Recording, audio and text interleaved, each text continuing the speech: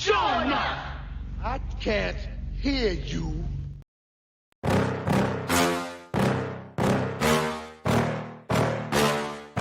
Yeah. Please tell me that I can't, that I won't, that I fail, that I'll never make it out, yeah.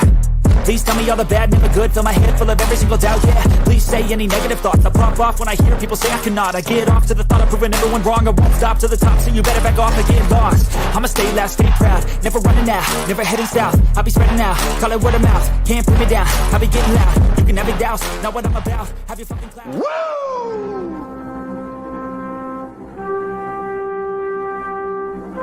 It's showtime, folks! Welcome to the Mafia Sports Report on the Built-In Buffalo Network. I am Tommy, and King Aramis is running a little late today, but he will be on in about 10 minutes, so don't you worry. The King will be here. He's just running late. So, guys, Week 18. Here it is, Week 18 versus the no-good New England Patriots in New England.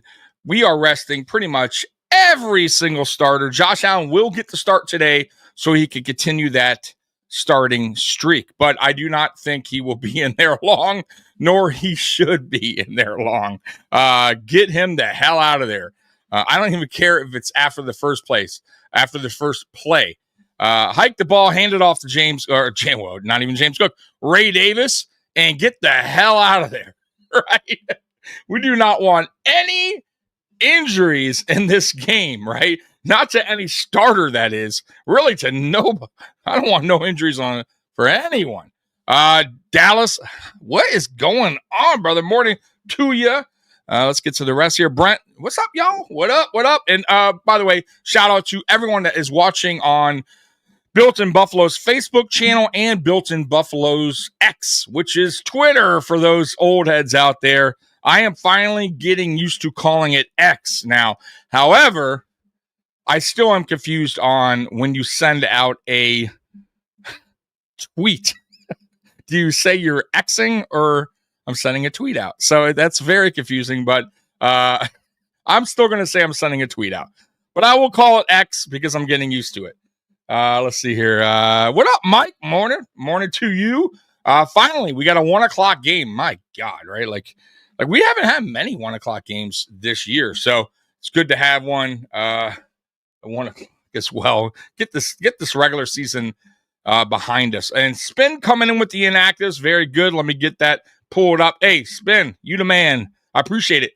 You know, you're taking the hard work from me by doing that. Thank you.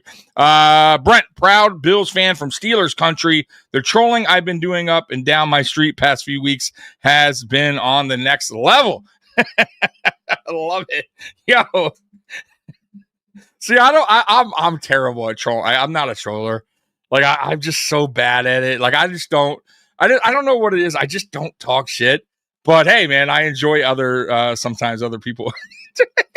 I don't mind if you do it. Spin inactives.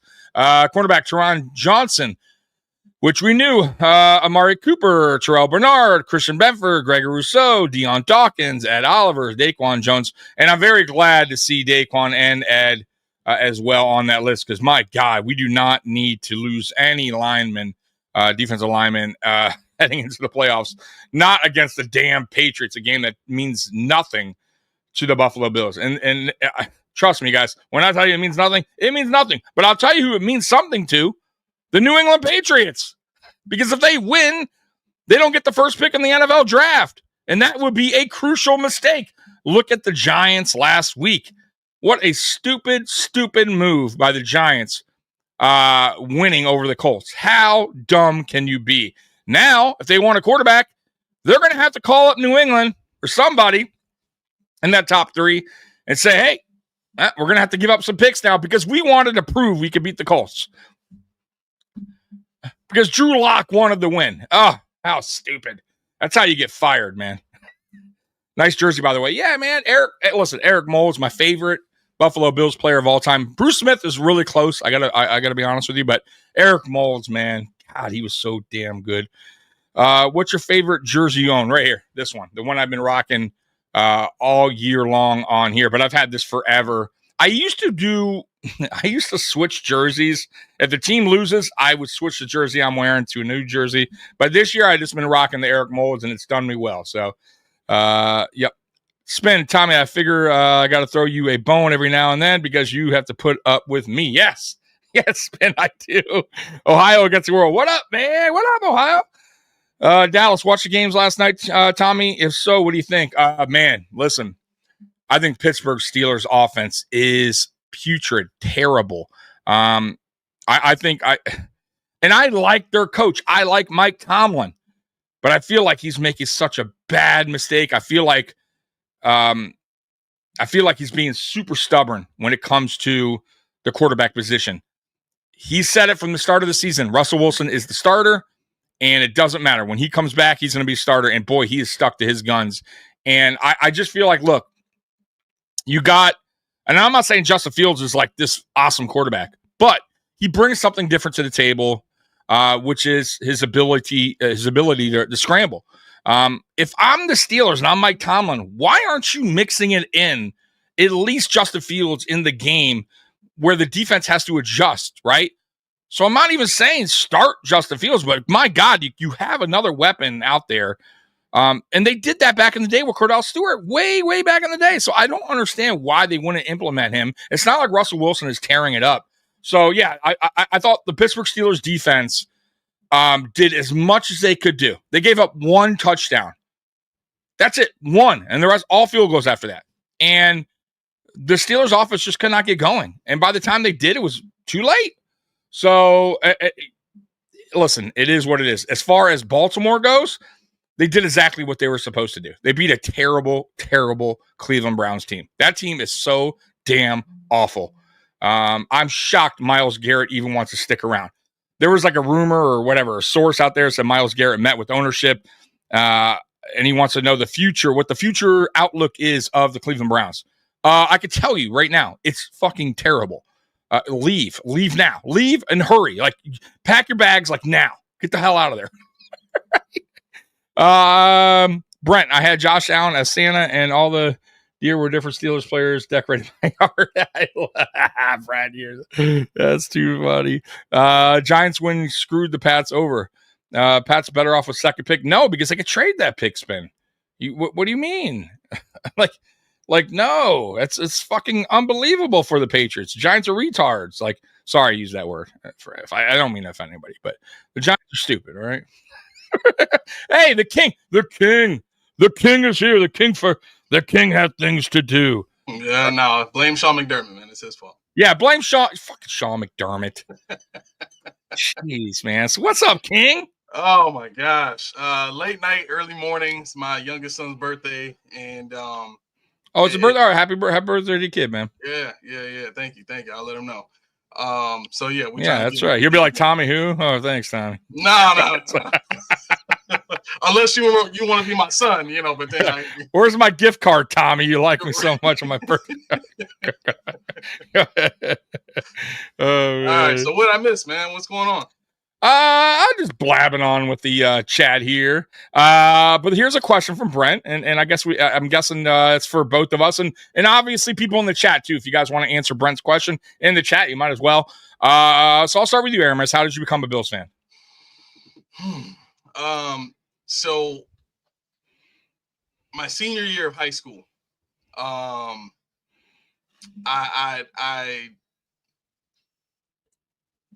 it's hard. I don't know. Like I never cared about NFL football until that point in my life. You know what I mean? Like even when the Bills were in the 4 Super Bowls, my mom and my aunts and all that would sit down in the living room and watch the game, and I didn't get it. You know what I'm saying? I got it. But long story short, 9/11 happened, and I really wanted to. Well, actually, no, I became a fan before 9/11. This would have been 2003. 2003, yeah. So basically, right after the Music City Miracle happened. You got in right in time, Aramis. Yeah. I remember. So this is the crazy part. I remember watching the end of this game And then watching SportsCenter after that, listening to them talk about it, because I used to watch SportsCenter just for the basketball highlights, right? And so they're talking about this play, and I'm just like, yo, how did the refs not see that? Like, I'm getting mad at this. Yeah, dude, stop. You know what I'm saying? So that's bullshit, that play, by the way. Yeah, exactly. So I'm watching this, and I'm getting mad now, and it's like, no, they're not gonna do my team like this. They like Buffalo represents me now. Like, I'm mad. You know what I'm saying? They dogging the team of the city that I'm from. So it was weird. It was like at that point I became protective over the Bills. It was like, nah, I want them to win now. Now I'm a root for them. Now I'm and then the crazy part was then we got Drew Bledsoe and we still had Eric Moles and those boys and that top three defense that we had with Pat Williams and Ted Washington and Marcellus Wiley, them boys. I was like, yo, this team is nasty. So that's really like that period of time is when I really got it. And it was like right at the beginning of the drought too. I had no idea what I was getting myself into. But yeah, that's how I became. Many coaches, GMs, and quarterbacks later, King Aramis is still here. I started, guys, many of you guys know, but I became a fan in 1989. Long time. I was always into sports, but I never really watched sports much. And it was playoffs time, and the Bills were on, and my mom's boyfriend at the time was watching, and I'm like, who is this team? Like, it just popped. They popped out, the red, white, and blue, and I'm like, oh, this team's like pretty cool. Jim Kelly. I'm like, okay, Jim Kelly, okay. And then I really watched the next year. So I kind of got into it then in the playoffs, but I wasn't like totally like all, you know what I mean? Like excited for it, but I was like intriguing. They intrigued me. And then bro, the next year, I was like passionate, bro, die hard. And of course we lost every Super Bowl I watched. It was so painful. And then the drought years, and then yeah, it was crazy. Like, I remember the Drew Bledsoe conference. He got off the plane. It was like such a big deal. I was like, Drew Bledsoe's gonna save Buffalo. And I'll tell you what, I will say this about Drew, and a lot of people kind of hate on him. I don't get it. I would say this: we got the best year we could get out of him because he didn't have. That was it. That's all he had to offer was 2002, right? Yeah. And it was a shame because he had a really good year, guys, and that offense was phenomenal. We haven't had be honest. Listen, I love Josh Allen and this team. Josh Allen's awesome. Obviously the best quarterback, I think, here ever. He's getting to there. If he gets to a Super Bowl, for sure, he'll pass Jim Kelly. But I'm going to tell you like this, man, like that offense all together, probably the best offense we've ever had. Like besides the 90 Bills, like early 90 Bills. Okay. Since then, because we had two guys and Molds and Peeler's Price over 1,000 yards each. We haven't had that since. We had a running back at Travis Henry who almost got 1,500 rushing yards. Like, we were putting up big points. It's our defense. That defense was terrible. Greg Williams, who's this defensive mastermind, had one of the worst defenses in the NFL that year. And it was fucked up, bro, because the Jets won the division with 9 wins. We had 8. Like, that's how that season went. But anyway, that's how I became a fan. I've been following ever since. The drought years was terrible. And, like, dude, I have so many jerseys. Drought years. No, before Josh did it, that was the last time we had a 4,000-yard passer was Drew Bledsoe. Yeah, isn't that crazy? Right. Yeah. I mean, and we've been so. I remember I did get excited for Tyrod. I will say that. Not that I thought he was going to be spectacular, but when he came here, I remember he was not practice squad. He was fighting for like second string, actually. Yeah. It was under Rex Ryan, I believe.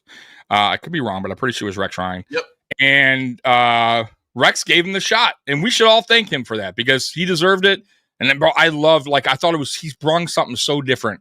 And not that he was, like I said, unbelievable, but he brought some energy. You know what he was like for me? Like a new age Doug Flutie in a way. You know what I mean? Obviously a little better passer, but Doug Flutie, when he came in for Rob Johnson. Yeah, no, that's what I'm saying. He was better than Doug Flutie, but for me, it had that, like that, you know, he won the job and I was excited and I wanted him to stick with it. You know what I mean? Like when Doug Flutie took over. He was like more gunshot. Like he didn't really want to throw the ball like that. Well, Tyrod got that the next year.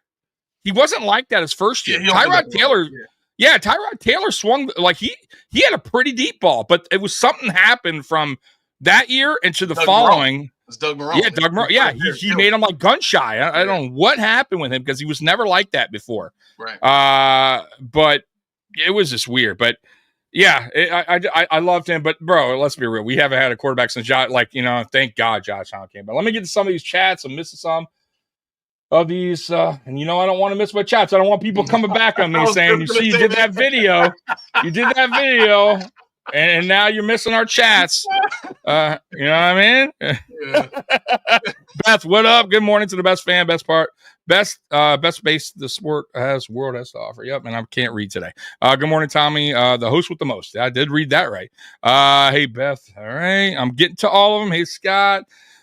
Scott, my optimistic in the house. Mr. Optimistic in the house. That's right. Are any teams going to sell the farm for any of these quarterbacks? By the way, I think that's a shot at you. Back there, it's good morning, sir. Happy birthday to that kiddo. Hey, Beth saying happy birthday. Thank you, Beth. All right. Reporter Dable job is safe, says Scott. Okay, so Brian Dable is returning back. I'm surprised on that. I was born into the Mafia, says Beth. So Beth's been born in the DNA, says Beth. Good day, Aramis. Happy birthday to your kiddo, says Robert. Thank you, Robert. Look at you see your kids getting shout out all these birthdays. The Music City Miracle was 2000. Yes, spin. It was terrible. Don't remind me. It was awful. Awful. What up? Hey, what up, Joey? Appreciate you hopping on. Go Bills. Damn right. Go Bills. That's funny, Scott. My husband grew up NNT. Man. Sandra King. Let's go, Buffalo. Let's do it. Born into it, says Brent. My grandpa, uncle, father, etc. If I want to be in the will, I got to be a Bills fan. So, you better be a Bills fan. You're fucked, dude. I might use that. Yeah, I tell you. My youngest son is a Bengals fan. I'm not mad at him because the team is exciting to watch. But I mean, come on, man. You in a Bills household, up and down. Right. We got the Buffalo Snowy from the UK. Good afternoon, everyone. What up, Buffalo Snowy? Scott has to say Snowy. Mike, only thing that really pissed me off about the Music City Miracle is Flutie, Chandra, Flutie should have started that game, not dumbass Johnson. Never should. Yeah, bro, I'm going to tell you right now, like, I was so pissed as a Bills fan when they started Rob Johnson because I believe that too. I don't think that game would have came down to that. Flutie, listen, it wasn't like Flutie was awesome quarterback, unbelievable, but he brung something. I think he had the team rally behind him. Like the team, he brought that energy. I think and it was a good energy. And I think the team rallied behind him. Like he was different. You know what I mean? He had that scramble ability. He was special in that way. Like he could just make something happen out of nothing. And Rob Johnson wasn't like that. Rob Johnson was a guy they took a chance on out of Jacksonville because I believe they beat us the year before in the playoffs. Like, oh, Rob Johnson, he was a backup or something like that. Rob Johnson, and we gave him this big contract, and really ownership forced the hand. Exactly. And it was a terrible, terrible decision. It backfired really quickly. Yep. But yeah, man, I've always liked Doug Flutie, though. I've heard some stories that people don't like him. I don't know that side of Flutie, if he was an asshole or not, but I don't care if someone's an asshole off the field. I'll be honest with you. When I watch a player, guys, like whatever, like Eric Moles, like, people are like, oh, Eric Moles, child support. I don't care about that. I don't know what this guy does personally. I'm only telling you what I see on the field, and that's what I like. Now, of course, if you're a good person off the field, yeah, that's great too. Like, awesome. Like Josh Allen, good on and off the field. Like, that's a guy, like, if you want your kids to look up to somebody, I get that. But your kids really honestly should not look up to athletes, unless you better make damn sure it's the right guy. Right. But other than that, I could care less. I really could. And that's why I keep saying, like, Eric Moles needs to be on a Wall of Fame, Buffalo Bills Wall of Fame. And I believe he will get that. I'm shocked. I'm really disgusted by it. But I'm assuming when they make the new stadium, they will, because how is he not? He put everything he had on that field. He could have left any time. Yep. He stuck around with multiple quarterbacks, multiple head coaches, a few GMs, multiple OCs, and he still put up great numbers. And if he went somewhere else, he could have been, and I'm going to be honest with you, a Hall of Fame player. I'm being real with you guys. If he was with anyone else that had an actual good franchise at the time that was not a dumpster fire like we were in that 17-year drought, that dude could have really put up some heavy duty numbers. Yep. And it's just a shame. I feel, and it's not just him. I feel bad for many Bills players that stuck around too long in those drought years, hoping for a change, and it never came. I really feel for some of those guys, man. Scott, need to bribe him with purchase artifact. Okay, so I know Tommy was a big Delicious Lucis fan. No, I was not. That Lewis was terrible. Jose, what up, man? What up, Mafia? Scott, Payne Avenue used to have a great corner store that had all the old-fashioned candy. He's talking to Beth. I don't know what he's talking about, but some candy that has old-fashioned candy. Oh, on Payne. Okay. Do all old people carry Werther's Originals in their pocket? I have to ask that. Without the wrapper, probably. If they didn't, they had a little jar on their coffee table with some violets on it. Would you accept the Werther's Original? Listen, Here I hate saying this. But they're not that bad. They're actually not that bad. They're not. You're not. You know what I do hate though? York peppermint patties. Oh my God! No, disgusting. And I'll be honest with you, should never go together. Yeah, licorice, that Sizzler or whatever whatever the fuck it's called, is Twizzlers is terrible. Yeah. Who thought it was like plastic. Sorry for your Twizzler fans and York peppermint patties. They're disgusting. Right. Fred Magic, I almost called him. Fred Jackson had the magic. Fred Jackson, listen, I don't think he was like great running back, but he was solid running back as you can get. He was a team guy. Good. Now that's a guy that if you, like I said, you want your kid to look up to somebody, good guy on and off the field. Like I've never heard anything bad from Fred, from him. So good dude. I believe he still lives in Buffalo. But I like that guy, and he's done a lot of charity work and all that stuff. So no problems with him. Nobody took sacks like Rob Johnson takes sacks. Yeah. Quote from Joe Buck. I will tell you my most hated quarterback ever, and it's not Rob Johnson. It's Trent Edwards. Couldn't stand he was very him. Douchey. Fucking hated him. Like he took my man JP's job. All right. I know a lot of you are going to laugh, but I like JP Lossman. I think he was just in a terrible situation. I do. I think the dude could screen. He was a mobile quarterback. He had a big arm, but he was with a terrible team. And I am a believer. And listen, I have no idea how his career would be elsewhere, but I do believe sometimes franchises can really hurt a young quarterback. And I almost feel like JP kind of got hurt by being here. It was a bad team. I feel, and who knows, maybe JP could have been nothing, but he had the tools. He did. And he had some, let me tell you something. Him and Lee Evans had a fucking connection. I remember Trent Edwards got hurt after he got the job. He got hurt like a year later. JP came in and threw like an 85-yard first play, 85 yards to Lee Evans touchdown. I'm like, there you go. That's what it's about. Trent Edwards, captain check down. Total asshole to the media, just a dick. I hated that dude. So let me ask you a quick question, because it brings about an interesting thought to me. Sure. We've only really seen here, to my knowledge, and I'm not even counting Doug Marrone because he was more of a traditionalist, ball Doug control. Marrone. Defense. Well, Doug was before Rex actually, so we got that. Rex. Yeah, I'm simply saying. So Chan Gailey is the only like real offensive-minded head coach that we've seen. Yes, I'm with you there. Okay, yeah, and he was really good, by the way, OC wise. 100%. But I think the knock on him was he couldn't figure out how to have a decent defense, right? Yeah. Okay, so I need to ask this question. Sure. Is it possible that the fans of Buffalo and the city of Buffalo is a little obsessed with defense? Because if you look at the last since Marv Levy, you know what I'm saying? Everybody's been defensive minded or very traditionalist ball control, low scoring game type of head coach, except for Chan Gailey. You're right. Dick Duran, I believe, was a defensive minded head coach. I'm not sure of the one guy who was a tight end. Used to be a tight end. He got a job elsewhere.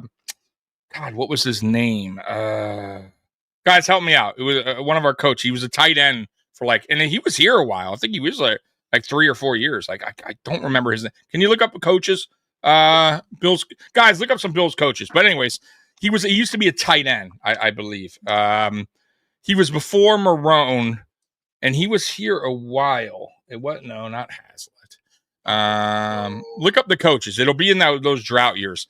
But I think he was an offensive minded head coach, but he was his teams were terrible too, as well. So no. So since Marv Levy, we've had Wade Phillips, Greg Williams, Mike Mularkey, Dick Duran, Perry Fuel, Chan Gailey, Doug Marone.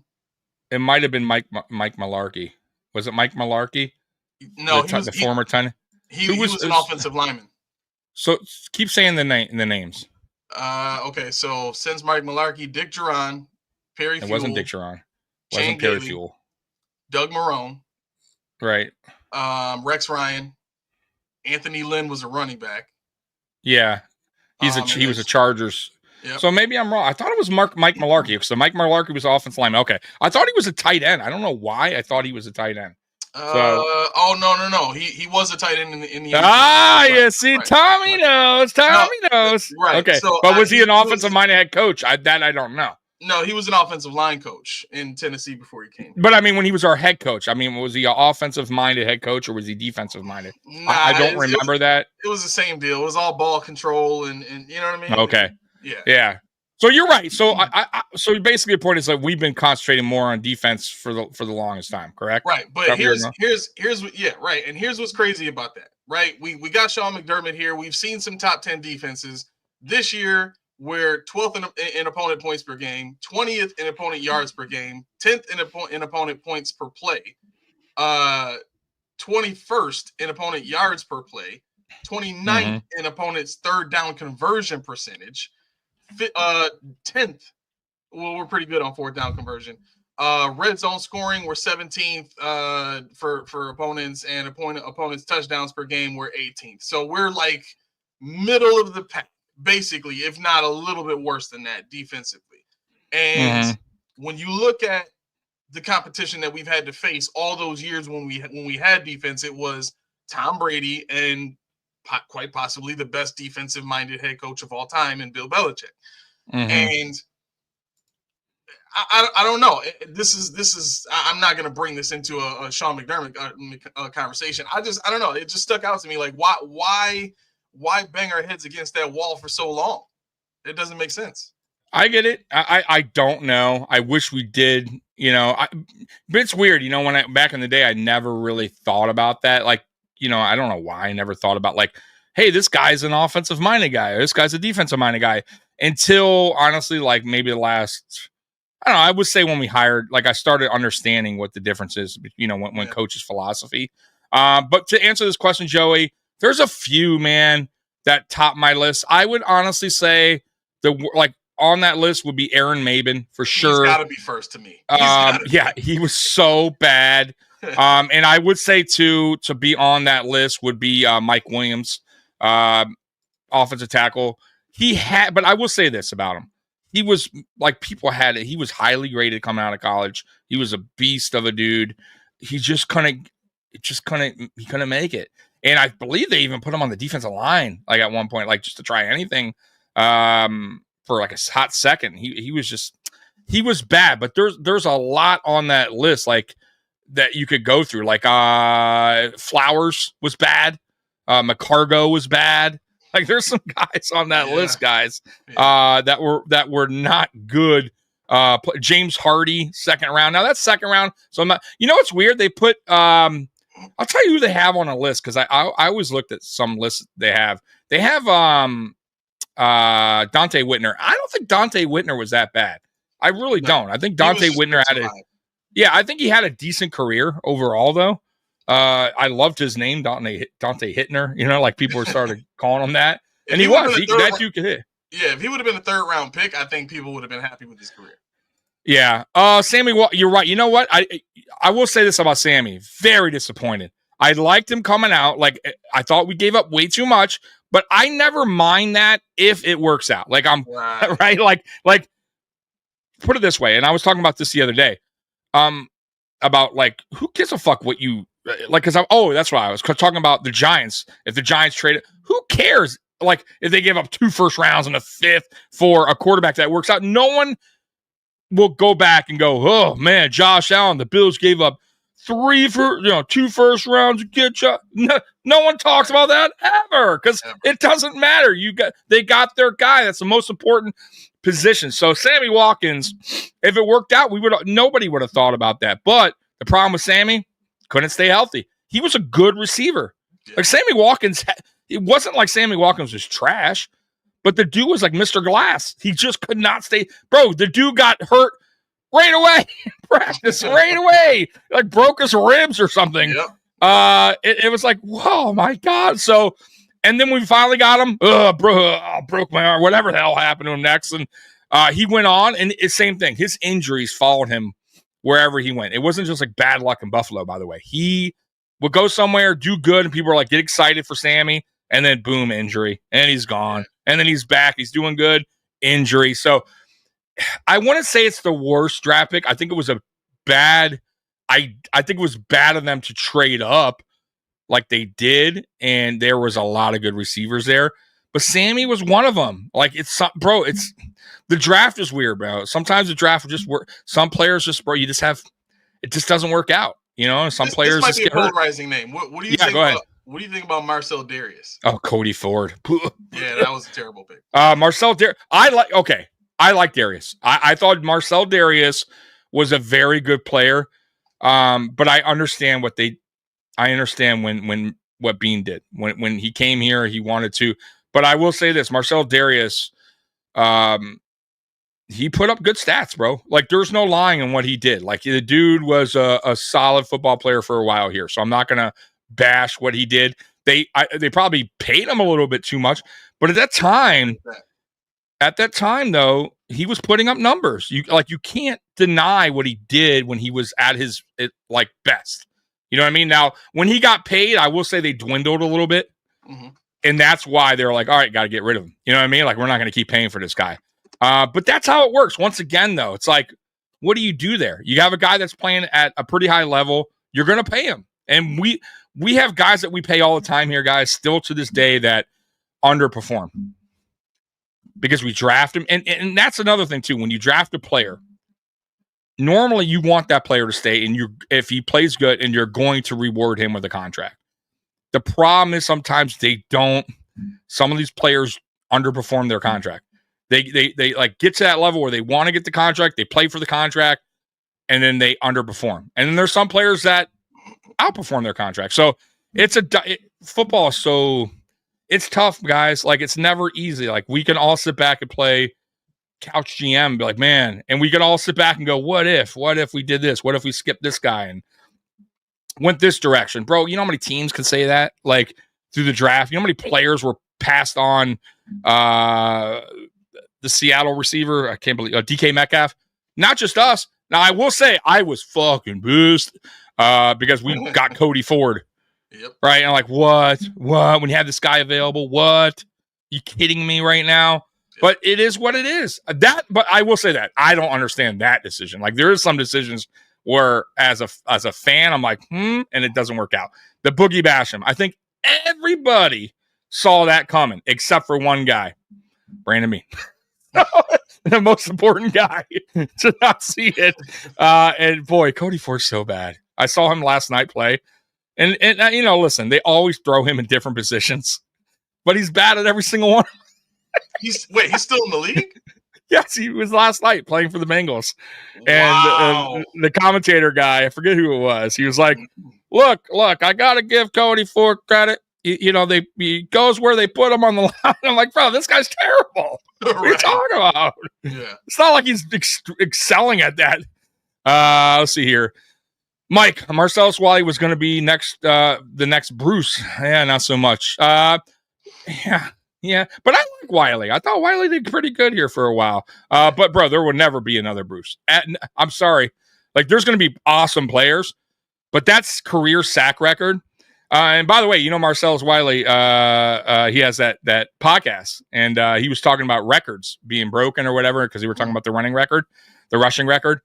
And I commented in his on the video, and I'm like, what record will never, because he was saying records are meant to be broken, blah blah blah. People, and I'm like, well, I'll tell you what record I don't think will be broken. That's Bruce Smith's career 200 career sacks. And you know why no one talks about it? Because no one's even close to it, and no one will be. Because my point of this is, and I'll say it, and I'll wrap this up because I said it a million times. In order to get that record, you have to be, one, consistent with sacks throughout your career, and I mean good. Yep. And you got to be healthy in at least a 15 to 20 year career. Yep. 15 to 20, consistent, injury-free. And then the other thing is the reason why I don't think it's going to happen. Most players are retiring early to do other things like podcasting, like commentating. Bro, go back, guys. Like I said, YouTube it.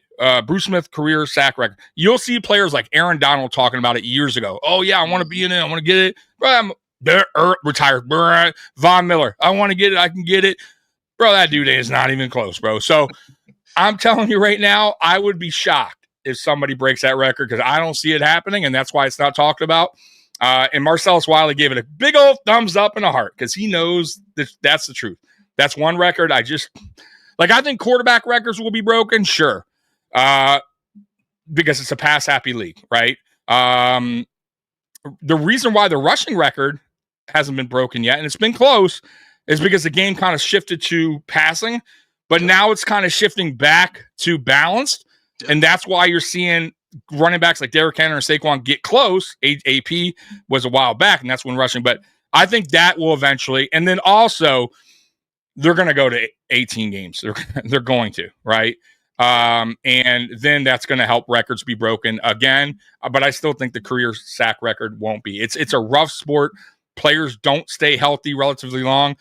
Quarterbacks stay healthy because all the rules. Can't hit them. You can't hit them when they're sliding. Can't do this. Can't do that. So they're well protected. Can't land on them. Blah blah blah blah. So defensive players are not really going all out when they hit a quarterback nowadays, right? So they stay healthier. That's why their records, to me, are constantly going to be broken, because it's just a different gameplay. What do you think about that, the records? Let me ask you a question real quick. Where do you stand on records being broken nowadays, as opposed to, like, for example, the Eric Dickerson record, right? It's going to take Saquon Barkley 17 games to do it if they let him play, in which they said they're not.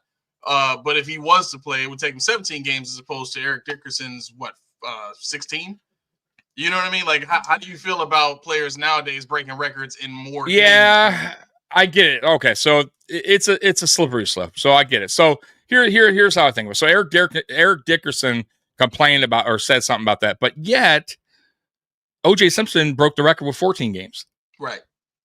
And Eric Dickerson broke it in 16 games. So that could always be, you know what I mean? People get, that I don't buy that. It's just the way it's not the player's fault that's how it is now. You know what I'm saying? So Eric Dickerson, because OJ could have been like, bro, my records, I read that's good as gold. Like that's it is what it is. I'm just going, but yeah, it kind of sucks for the old timers, but it is what it is. You know what I mean? Look, the 72 Dolphins are undefeated, but they also play less games. So really, I'm just saying, so teams could also go, well, it's a lot harder to beat that record because you only play 14 games. So, yeah, now this guy's saying Myles Garrett could break it. Look, once again, can he break it? Sure. But you have to understand, though, look where he's at right now. How many years he's been in? He's so far behind, and he'd have to, once again, nothing happened to him. No ACLs. You know how rare that is? Yep. Go back in time, guys. J.J. Watt, dominant for the longest time. Injuries over and over, fucked him up, done, out of the league. T.J. Watt's already suffered injuries. Joey Bosa, Nick Bosa. All these guys were once talked about. Von Miller, Aiden Hutchinson, Aaron Donald. Yeah, Hutchinson. Exactly. A guy that was an absolute freak. Broken leg, right? Set you out for a year. And guys, you got to remember, it's a brutal sport. When you come back, you are not the same after these season-ending injuries. Like you may still play at a high level, but you're never truly the same. Yep. Now, there are some occasions where there's a super freaks like AP who came back from ACL and rushed for 2,000 yards, and he was just one of the Frank Gore, who lasted in the league forever. Yep. Right? Yeah. But look at Nick Chubb. Nick Chubb now broken ankle. Whatever. Right. Like it's just dwindling down, for him. Like, unfortunately, like it's tough to bounce back. So all I'm saying is it's a brutal sport. You have to be injury free. And if you go back and track Bruce Smith's career, he only got injured one time that lasted a year. And he never really got hurt after that. He played pretty much every game, every season. And he was consistent as hell. Even when he was old, guys, 38, went to Washington, got 10 sacks, like 38. Like, guys, I'm telling you, it's easier said than done. I know when you look at the numbers, you're like, well, this guy of Garrett just needs to get 15 sacks for the next 8 years, bro. Stop, guys. If he does, great. I just don't. I really, honestly, easier said than done. And like I said, a lot of players probably had that in their mind. Aaron Donald talked about it. Von Miller talked about it. They all got up there really quick, and then all of a sudden injuries happened, and the numbers dwindled, and then they're out of the league. So I'm just saying it's a very, very tough record to be broken. And if you go look at this career sacks right now, guys, pull it up. There's no one near Bruce Smith and Reggie White. It's 200, 198, and then the next guy I think is 180. And it's forget the guy's name from the Panthers. I believe Julius that's Peppers. No, not Julius Peppers. The white guy. He used to play for the Panthers and a few other teams. I forget his name. God. He was on WCW. That's why I remember him too. He was around forever too. I believe that's the second guy, but Julius Pepper is on the list. I believe he's like top 10. So, Kevin Green. Okay. Kevin Green. So He's Kevin at Green 160. played for the Panthers and he played for somebody else too. Was Julius Peppers is right behind him at 159 and a half. There you go. But look, 159, 200. You're Right. That's good, guys. That's a lot away. Yeah. And now look at the current players. Von Miller, I believe, is the most like the closest guy because it'll be highlighted. You'll see him in like a darker. If you're going down a certain list, you'll see Von Miller is the next active player at one something. Let me see. Mike, to tie Bruce, you need a 20 a year for 10 years. Have fun with that. Exactly. And even if you get 15. Right. Yeah, exactly. Yeah, exactly. And that's not going to happen. I want to see Cook get 1,002 touchdowns. We'll see. I don't feel like so it's Von, right? Von's the closest active player, and he's like 80 sacks away. I think he's at like a 120. Let me see. So if you go on, there's a certain list. It'll be like it'll show like darker where the guys that are active. All right. So the next closest current player is it's Von Miller at 128 and a half. Yeah. And you guys think Von Miller 70 sacks away, who barely can get a sack right nowadays, is going to get that? Stop. Guys, stop. Myles Garrett's on the list, but how many does he have? Go ahead. He's like 100, 98, something like that. He has a long ways to go. 102 and a half. 102 and a half. So he's only 97 and a half away, guys. Like, stop. Guys, come on. Not only that, you have to have, like, that dude will literally have to go, bro, like, stay healthy, be consistent, and go, you know what? I don't want to do anything outside of the NFL. I'm willing to sacrifice my body to continue to play at an older age to get that record. It's just nowadays, guys, I'm telling you, look around the league. One, the NFL career, I think, is like 3 years. Like most guys, they don't even make it past 3 years. Two, a lot of these guys are retiring early now because they understand it's a brutal sport. They don't want to put their body through that anymore. Aaron Donald's a prime example. Aaron Donald probably could have played still more. He was fine. Yeah. But Aaron Donald said, fuck that. I'm done. I got my Super Bowls. I'm out of here. Like, I'm good. Like, I'm going to pursue my other shit. Right? I can live for the rest of my life comfortable, and my kids can do, I'm done. So I'm just saying, I just don't. I look, could it happen? Sure, anything can happen. I don't see it happening in my lifetime. How about that? I just do not, man. I'm just put it this way: even the sack record for a season is tough to get to. Like, guys are close, but even that stuff. And there's added games. That's another one we could talk about, right? There's games added, and it's still tough to get. So on a consistent level, guys, it's just I just can't. I don't see it, man. Bruce 200 will be forever. Yeah. So you got to show love to that dude, because that's one record I just don't see happening, man. I really don't. Oh, did you hear Dorsey got fired? Dorsey.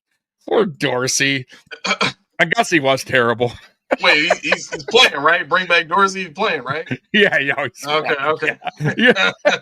I mean, I would think he's playing. He has the laughing emoji. So, all right. Okay. Cody. Let's see here. The Red Force. Myles Garrett got 100 sacks in 7 seasons. Let's get for real. Yeah, I'm getting for real. Go back, the Red Furnace. Look at the guys I just mentioned. J.J. Watt, the guys that are up there, and how many sacks they got earlier in their career. They were on fire. Von Miller was a fucking wrecking machine. It's the same thing. These guys were on pace. Why do you think they made videos of these guys going, hey, yeah, man, you're on track? Everyone's on track in the beginning, these guys that are really good at what they do. And I'm not knocking Myles Garrett, but they all start off hot and cool down late because of injuries, because you got to be consistent and retiring early. Trust me. J.J. Watt, I remember them talking about it. Von Miller, I remember them talking about Aaron Donald. Look it up. All these guys started off at a hot pace and cooled down, or injuries happen. And so it's no knock on Myles Garrett. Myles Garrett, by the way, he could finish with 170 sacks. It's of course. Well, I'm just saying. Here's the other part for Myles Garrett. We'll see. The other part for Myles Garrett is he started off his career on a defensive line that wasn't that great, right? 2017, he's got 7 sacks. 2018, he goes 13.5. 2019, he's got 10. In 2020, he's got 12. But then in 2021, when they really started to invest in that defense and defensive line, picked up. 16, 16, 14, and 14 this year. Right. You know what I'm saying? So listen. But go back to other guys. Like go back to Von's early career. Go back to J.J. Watt's early career. I promise you their numbers are out of this world early, right? Aaron Donald, Von Miller, like these guys that were on pace, supposedly, to get the record that when people are like, I promise you guys, you're going to be like, damn. Bro, and by the way, Weston, you are right. Derek Thomas was a beast, and he was one of my favorite players growing up, even though he wasn't a Bills player. He had a high motor. That dude, bro, he was...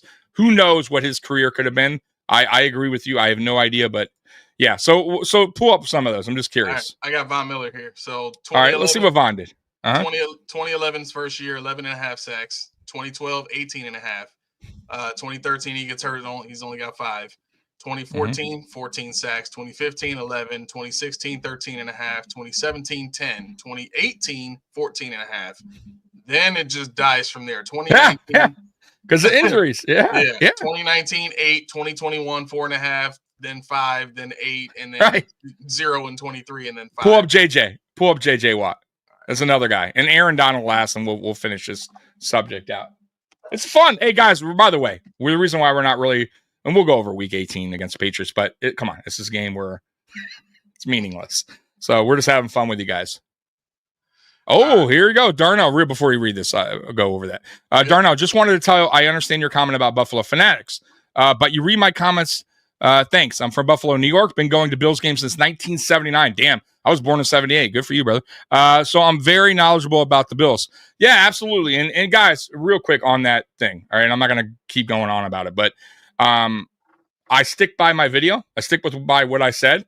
I'm not going to back down from what I said. And people are either going to agree with what I had to say or they're not. And I'm totally okay with that. I'm not trying to force people away from Buffalo Fanatics. I'm just stating my opinion. And once again, You can agree with it or you can disagree with it. And that's it. So go ahead. But thank you. JJ Watt. Okay, so 2011 he goes 5.5. 2012 he goes 20.5. 2013 10.5. 2014 20.5 again. 2015 17.5. Okay, you see, are you here? So the Red Furnace. Go ahead. Let's start this again. This is JJ Watt. I want you to go ahead. Start again. All right. So from the top.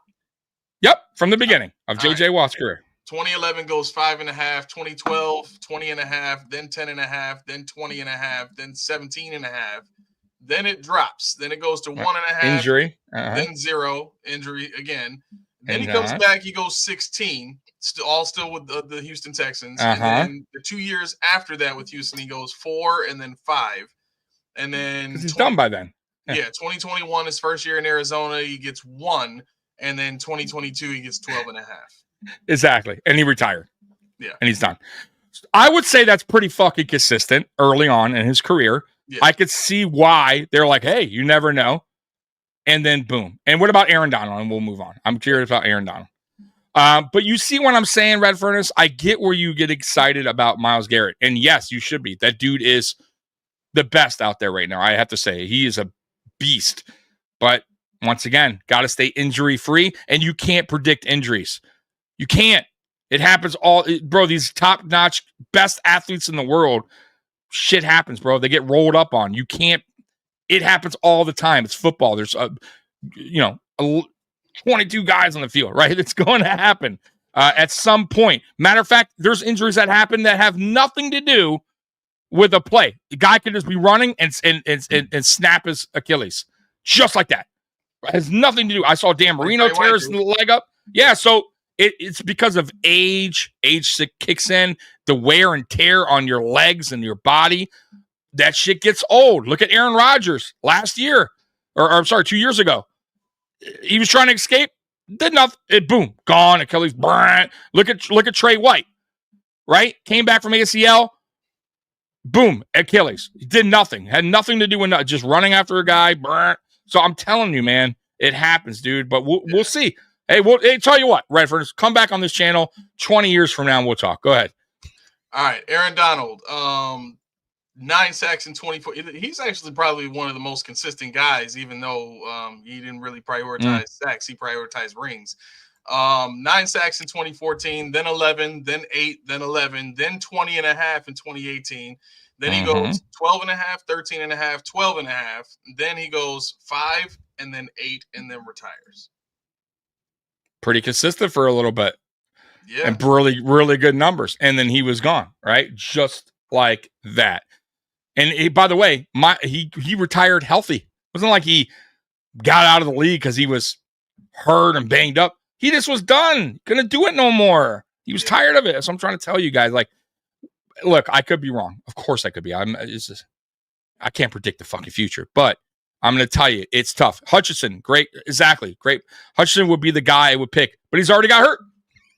Broke his fucking leg. I mean, he missed the whole year.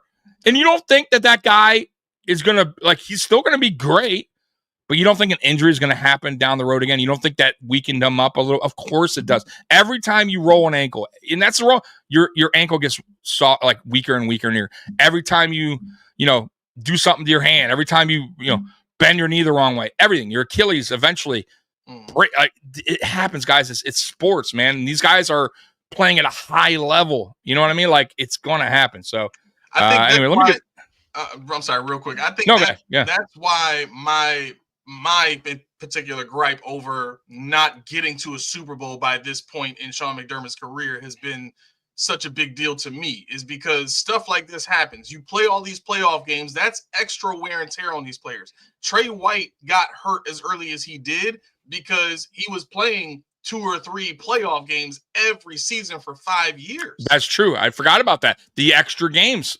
Yeah. You're right. So all of these players, and we have to include Matt Milano. We got to include all the tenure players that have been here. They're playing extra games that amounted to nothing at that point, And so it has to become a mindset of, okay, if the idea is to make the playoffs every season, then we have to have a better rotation, or we have to have we have to adjust to get these players right. I agree. So that we're not so reliant on particular defensive players being great. But that's not what we did. We wanted Trey White to be the number one guy and cover the best corner. We wanted Matt Milano to go out there and be a great cover linebacker. We wanted Ed Oliver to go out there. Like these guys are with how many games they've played, they've sped up the lifespan of their careers. Absolutely. People don't think about that. Right. You're right. That's why we have to prioritize Super Bowls and not making the playoffs every year, because you can't sustain just continuous winning every year. Yeah, and expect these guys to be healthy every year. Steve coming in, I still believe Javon Solomon is going to be an elite pass rusher. That's one guy today that I'm excited to see. Like, I really want to see, because I think there's something special in that kid. Every time I've seen him hit the field, boy, he's making some kind of noise. I think he's raw. I think he needs a little bit of extra work, and that's okay. He's going to get that in the offseason. But I think that's a player to actually look at like his career. Like, I think that's a guy that you should circle. And we'll see what happens with him, but I'm excited to see him today for sure. Red Furnace, but I still love you. I love you too, man. I do. And by the way, I do like Myles Garrett, and I give him a lot. And I think I respect all the players that we mentioned that were attempting to get that sack record. Aaron Donald, JJ Watt, all these guys. But it's just, bro, it's just how I see it, man. It's really, really tough. And like he said, with the amount of games being played now, with the playoffs, you're counting playoffs, it's wear and tear on your body. And then you got to be injury free, and you got to be consistent on top of that. Like, consistency is not easy, bro. It really isn't. Some of these players have great 3-4 year spans, and then in the diff, it's just the way it goes. And some teams, they don't want aging guys either. Like, but anyways, what's crazy is Bruce did it before the NFL went past that too. You're right, Spin. Great point. That is an excellent point. The truck reviewer, keep in mind, Bruce Smith had a couple of guys on the D that could draw alignment away from him. Bennett, Talley. Yeah, I get that, but Bruce Smith was a pro. He was a wrecker. Go watch his film. But I understand where you're going, but he was different. What about with Washington? He still put up 10 sacks. He's 38 years old. Come on. Like, we can't even get a guy now in his fucking mid-20s to get 10 sacks. So I'm just throwing that out there, right? We don't have a guy. Like, we could have literally got 38-year-old Bruce Smith to come to the Bills this year and get 10 sacks. Right. Just throwing that out there. You'd have more than Von Miller. I know that. Yeah. The truck reviewer, Bruce. And then there were Ted Washington at the end. Bro, Ted Washington was a freaking house, bro. No, I mean, the house. He was an apartment building. That guy was huge. Roy, Bruce Smith played 19, maybe 20 years. I think he played 20. What was his best sack season during that time? It was with Buffalo, for sure. But look that up. I think it was 17, 18, something like that. I could be wrong. But I know he was up there on one of those years. But we'll look it up. Oh, man. Who I want this year and coming out. Yeah, sexiest men on the internet. Woo! Hey, that's what I'm talking about. We're doing good. Listen, you talk about Ted Washington. There's a guy coming into the draft this year by the name of Desmond Watson. The dude is 6'5", 450 pounds right now. He's listed at good Lord. Get him on here. Get him on the team. Have him come in here, have him lose like 20, 30 pounds and play like 420, Gotta lose a little bit. Yeah, but that's still, yeah. Give me that all day. I'll put that on my defensive line to dominate. Yep. Did you see Bruce? What was his highest in his career? Right here, Bruce had 13 seasons of 15 plus sacks. 13 seasons.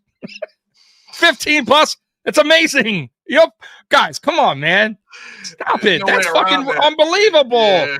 But what was his highest? Was it 15? I thought it was more. I thought he had like 17 one year. If you give me a choice between Myles Garrett and Trey Henderson, I'm taking Henderson. I've seen Henderson wreck games when you need him in the fourth quarter. I'm still taking Garrett, bro. But I do like Henderson. I do. He's really, really good. But I got to go with Garrett. I can at least I can attest that as age, you lose your edge. Roy, yeah. Daryl Talley was a beast. He wasn't. And Cornelius Bennett was really damn good too. So highest sack total for Bruce was 1990 with 19 sacks. 19 sacks. Okay. Pretty damn good. Yep. The UF guy, I'm a Florida fan. Desmond Watson sucks, says Areola Grande. Ooh. Okay. Listen, I don't need him to rush the passer. I just need him to take up 2 blockers and release Ed Oliver. That's all I'm saying. Like, we looked at Tavondre's Sweat, and people were criticizing him for not being a pass rusher and not being, whatever. You know what I'm saying? You can't be that high as a defensive tackle and not bring the whole package. Look, he's doing what he's supposed to do in Tennessee right now. You can't run on that team. You know what I mean? We struggle to run on that team. Bro, yes, I'm with you. Get yours. We have the guy that can get, like, Ed Oliver's that guy, the smaller guy that can move between the tackles, right? If you got a guy next to him that can take the 2 on, Daquan Jones ain't it. At least not now, and I don't think he is. Like, I just think he's getting to that age, and injuries fucked him up. We need a fucking powerhouse next to him, and that's it. Listen, he doesn't need to be a guy getting to the quarterback. He needs to be that aggressive run blocker, run stuffer, and then Ed Oliver can benefit off that. That's all I'm saying. Scott, some of us like me didn't realize at the time we were watching greatness with Bruce. Advise, we are witnessing again with Josh Allen, and I agree with you. And that's why, bro, I like, dude, Josh Allen is special, man. Whoa. What happened? Spin ripping on me? All right, damn it. Let's see here. I want to lose. The only thing we can gain today is screw the past draft. Give us a new player with the receiving touchdown drop. I never want to lose. So, and the Patriots definitely don't want to lose. It would be really bad if the Patriots, like, that would be so stupid of them.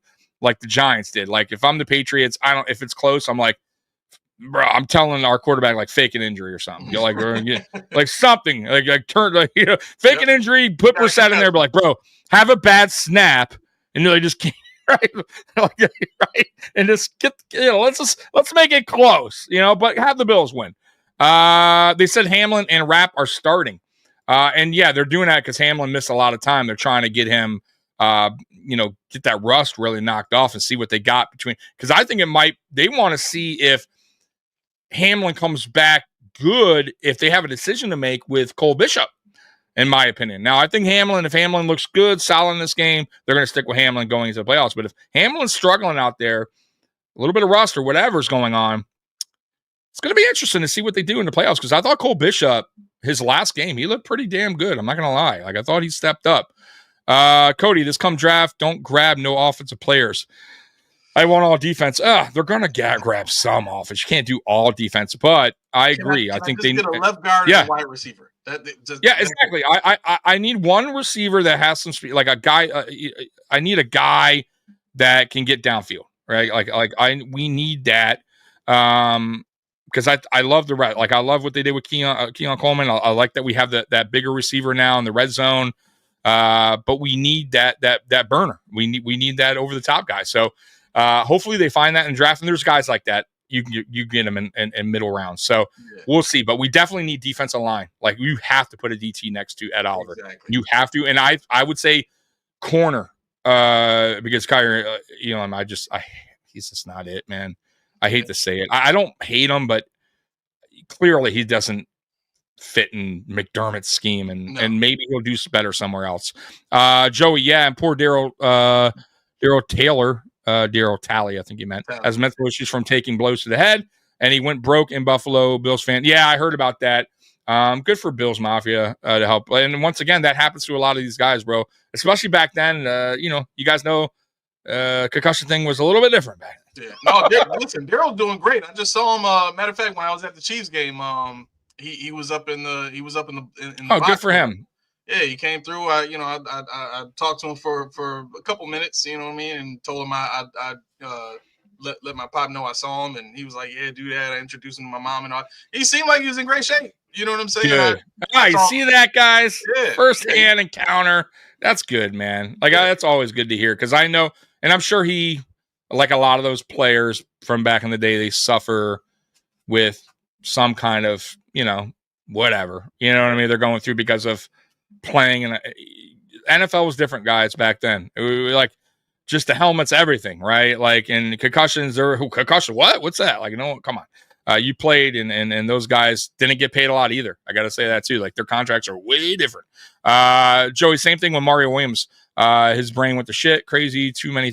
And I like Mario Williams, by the way. I did, man. I thought a lot of Bills fans were a little bit rough on him. I thought that dude brung it when he was came here, bro. Like I had no problem with him, bro. I really didn't. Back seasons too, man. Yeah, dude he was a beast. Spin Tommy, you asked what Bruce total was after you posted. Roy comment. Oh, I'm sorry. All right, well, listen, I'm sorry. Don't put me like I'm Buffalo Fanatics over here missing comments. All right, I'm just saying. All right. Low blow. I know. Ouch. I don't think Pats fans would stay at number one anyways. No, they're not. But guess what they're going to do, Cody? They're going to make the Giants or somebody go, we'll give you a couple firsts for that because we're desperate for a quarterback. And, bro, I would do it all day. Why? The Giants, the Patriots don't need a quarterback. I would say, okay, give me your first. Give me next year's first. And we'll give you a seventh. Okay, cool. Like something like that. They're going to get, trust me, they're going to trade out of that first spot. 100%. And I would too. No doubt about it if I'm them. Now, if they needed a quarterback, fuck yeah. Listen, who's the number one? It's going to be a quarterback. Teams are desperate. Like the Giants. Like who else is desperate for a quarterback right now? The Jets. You know what I mean? Like someone is going to make that business decision where they're like, we're sick of like trying to get free agent quarterbacks that are older that aren't working out. We're tired of getting late mid-round quarterbacks that aren't these top 5 type. We're done. We're just going to risk it all and throw it out there. And I do believe, I believe New England would do that because unless New England drafts them and then trades them, which would make no sense. I would just trade the pick because remember, New England, let's say they trade with the Giants who have the 5th pick, I think. Okay, you're getting their 5th pick. You can get a lot of the 5th pick. Yeah, and you're going to get something else in it. You know what I mean? Like they'd have to fall in love with a player that's not a quarterback that they feel is going to go past wherever their trade partners at. You know what I mean? So let me tell you what I would do if I was the Patriots. If I was the Patriots, I think the smartest thing they could possibly do is call up the Giants and say, hey, do you want Drake May? Because I think Brian Daboll, if he's safe there and the reports are here, he could do a lot with a guy like Drake May, right? So now you're the Giants, you trade for Drake May, you give up whatever you need to give up for him. It's probably 2 firsts or something like that, whatever, fine. Now you've got your franchise QB. I think everybody in New York is happy at that point. And you're the New England Patriots. If you wanted to, you could either invest in Joe Milton, who you got later on in the draft, who is a Josh Allen type of quarterback with a very strong arm, and build around him with that first pick, or you could just draft another quarterback. You can get a Cam Ward, who's a great quarterback that is mobile, that can probably make a little bit more plays with his legs than a Drake May could. You know what I'm saying? So you just it's like it's dicey though. I get it. The reason why I say it's dicey, Drake May. I get where you're going, but what's dicey about it is you've seen Drake May now in 8 games or whatever he's been. Yep. You kind of know what you got already. Like you see now. It's been enough games where you can go, okay, I got a feel for what we can expect from Drake May, and we also feel that he's not even there yet. He hasn't reached the ceiling yet. He can't because he's a rookie. There's no way.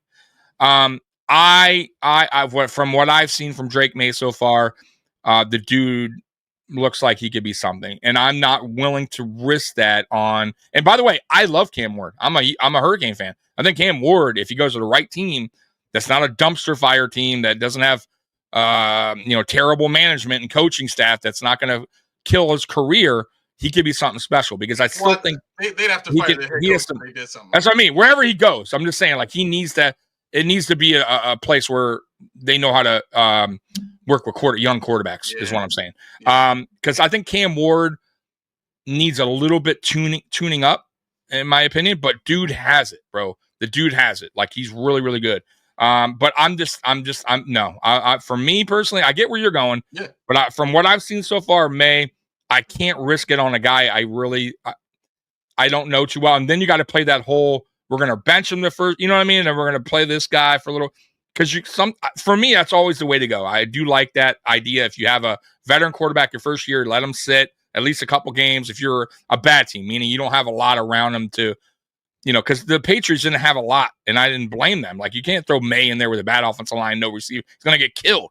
Eventually they had to, but you get where I'm going with this. So, yeah, I'm not doing that again. You know what I mean? So if I'm the Patriots, I'm just saying, hey, give me what you want. Give me that first. Give me that extra first. You can have your guy. I'm cool with my guy. Now I'm going to get my guy some more help which is a receiver or offensive line or wherever they're going. They need help offensively. Let's be real. They have a terrible offensive line. They have no receivers pretty much. So I'm getting probably a receiver right away for him. And then with the other pick, I'm getting offensive line. You know what I mean? I'm building around that kid. So that's what I would do, but I get where you're going with it. But if I'm them, I'm just looking at him going, yeah, I'm good with it. Now, their question is their quarterback. I'm not the quarterback. Their question is their head coach, right? A lot of people are like, can you guys spend approximately 20, 25 minutes discussing the McDermott and his future with the team? Sure. No, we're not. You're funny, though. I'll tell you what. If we get booted out of the playoffs early, I won't give you 20, 25 minutes. I'll give you a fucking 60 minutes. Right? Plus. I got 2.5 hours for that. Yeah. Spin, you didn't miss the comment. You posted it on the screen and ignored it. Yeah, that's right. I'm fucking ignoring it. Ignoring all you guys. I don't like how Mario spoke about the Bagulas. Oh, what did he say? I don't know what Mario said. Mario who? Mario Williams? Did he say screw him or something? I don't know what he said. Buff, wide receiver all day. Yeah. McDermott should be fired, Tommy. Do you agree? No, not. I mean, no. Look. If he gets booted from the playoffs early again, there should be talk of it. But I will tell you this: he's not going anywhere. So it doesn't matter how much I come on here, and complain and bitch and say we need this, we need that, because the Bagulas are sold on McDermott. He's going to be here when the new stadium opens up. The only way I can see that dude getting let go by the Bagulas is if really Josh Allen gets fed up, and you can see it in his body language, because he's not going to come out and just tell the Bagulas, I'm not going to play here anymore. You got to get rid of me. I can't do it with Sean. He's not that type of quarterback. But if his body language is starting to be like it was when Ken Dorsey was here and that offense, you could tell that he wasn't happy, you got to make that decision, right? And it's either your quarterback or your coach. I'm sticking with my quarterback. So, especially Josh, right? So, Joe Milton passes the eyeball test a lot. Yeah, I like Milton. Just saying. He's there. Milton threw the ball 62 miles per hour. The only quarterback to do that was Josh Allen. Honorable mention, Baker Mayfield at 61. Okay. All right. I'm sure we'll be seeing Milton today. Should, yeah. All right. Laughing my ass off. Tommy will give us a whole offseason of McDermott aid. Of course I will. I will. I'll have a whole video planned out of it. And then I'll get everybody bashing me on it. He needs to stay here no matter what. Give him another 10-year contract. Tommy, much love from Florida. It's about loving your team. Yes, it's always about loving your team. Damn real. No McDermott rants. No, Colleen, by the way, sick and tired of my McDermott rants. She is. She messaged me like, listen, I love your videos, Tommy, but enough of the McDermott. I said, all right, Colleen, this will be my last for a while. We'll warranted. For a while. I promise forever. Yeah. When we pull Josh today, McDermott will get fired. Yeah, sure. Right. I'll tell you, yeah, Josh gets hurt. You better believe he gets fired. Ariel, on a completely unrelated note, what do you guys think about That's a good question. Right. That's a good question. Yeah, it's a great question. All right, so it's 12:45. The game starts soon. Let's just, for shits and giggles, because I was going to go over the big three, but it's causes for concern. None. Keys to victory. Just fucking whatever. Win. There's no there. I don't know what the key. What's the keys to victory? Stay injury free. and just get the damn whatever. If you don't, you don't. It's a meaningless game. It really is. Means absolutely nothing. I'll tell you who it means something to. Guys like Javon Solomon, guys, the young guys, the guys that are trying to make a name for themselves. That's it. That's it. Really, this is a preseason game, pretty much.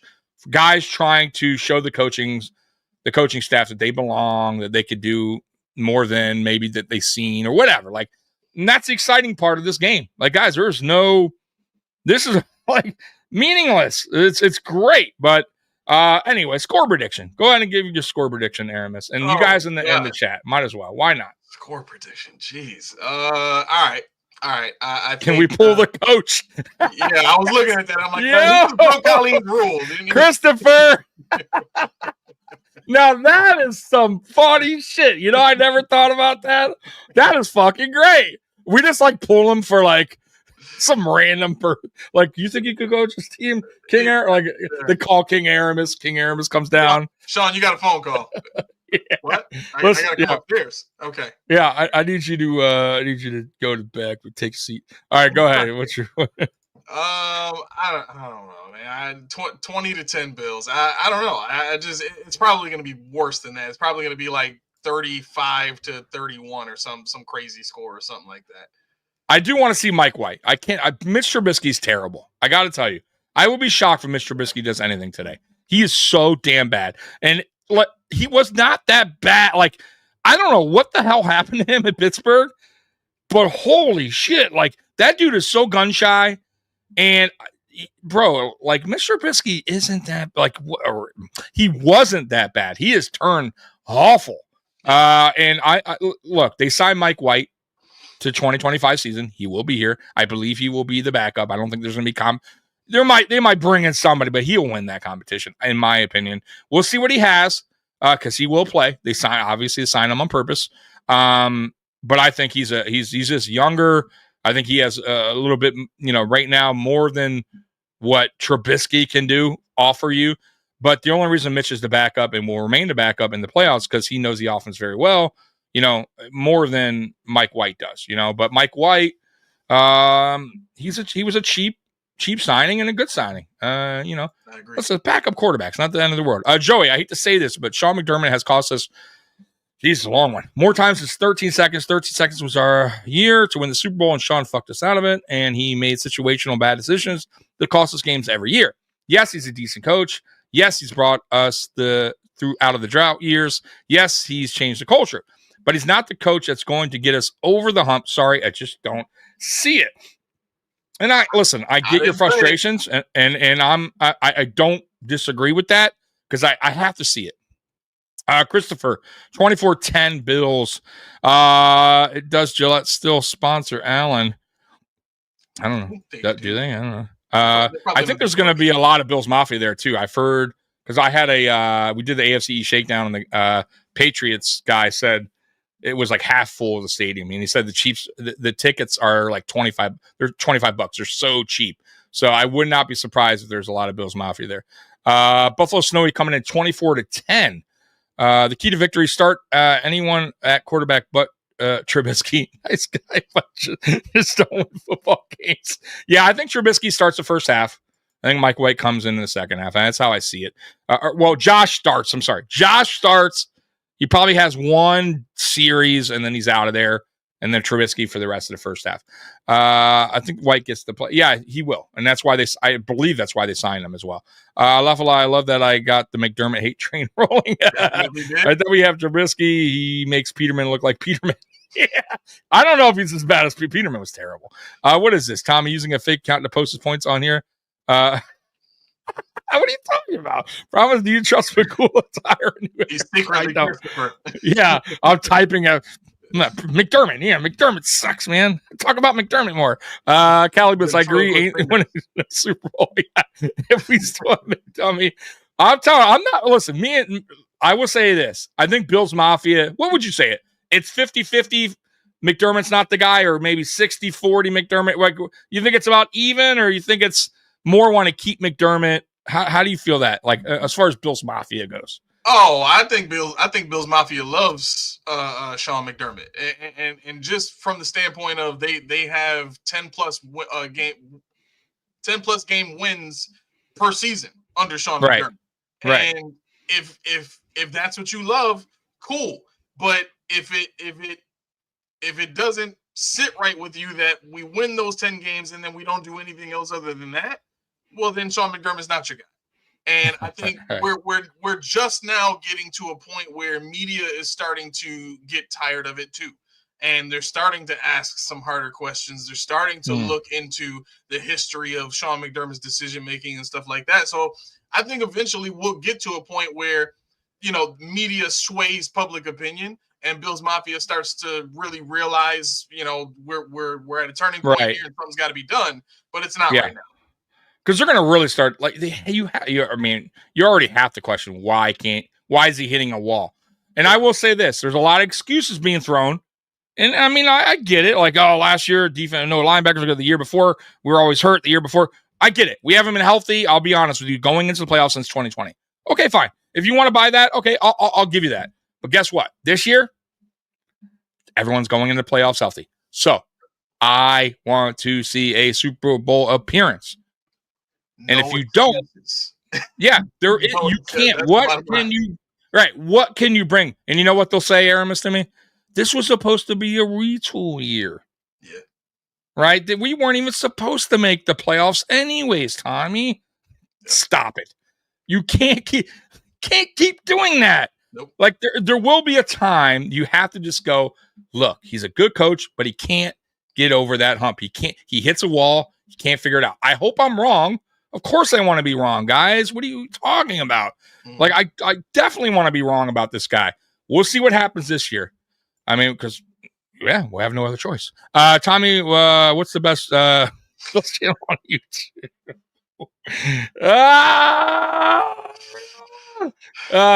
Look, man, I love all Bill's channels out there. Okay. Why are you throwing me off, man? Why are you throwing me off? All right. Then there should be 30 head coach job vacancies this offseason because the head coaches are not. Stop it, Spin. Stop it. You're totally missing the point. Spin, by the way, very pro McDermott. Doesn't matter about. We could be here 25 years from now, right? With our fourth quarterback, because Josh Allen left or retired, and he would be like, "Hey, McDermott's gotten us to the playoffs. 8 out of the 20 years he's been here, bro. There's gonna come. It's gonna happen. No, bro. Stop. Come on, man. There has to be a change eventually in time." If Philly fans were talking about firing Nick Sirianni last year after he won a Super Bowl, right? Yeah. Oh, wait, I'm sorry. No, Peterson won a Super Bowl for them. They just won a Super Bowl, and they're talking about firing Nick Sirianni after he got them to a Super Bowl, right? So I could understand if Sean McDermott got us to a Super Bowl. Exactly. And we just barely lost it. Then it's like, okay, we know he can get us there. We just got to give him time to get us back. Right? Exactly. That's where I'm with. Yep. We haven't even been close since we surprised the league in 2020. Yep. So exactly.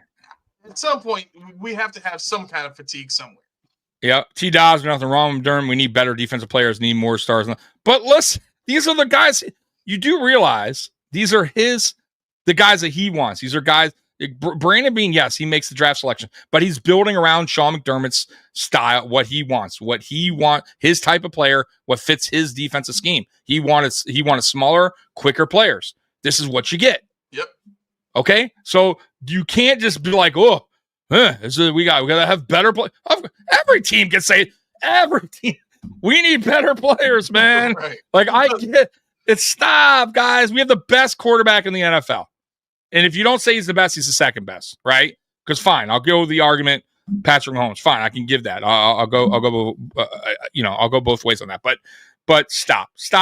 You can get to the playoffs pretty much every year if you have the second best quarterback in the NFL for sure. This is supposed to be Buffalo's. See, here it is. There it is. It's not. Stop. Anytime you have. Listen, if you have Michael Jordan on your team, I don't care if you got rid of Scottie Pippen. You're going to the playoffs. Exactly.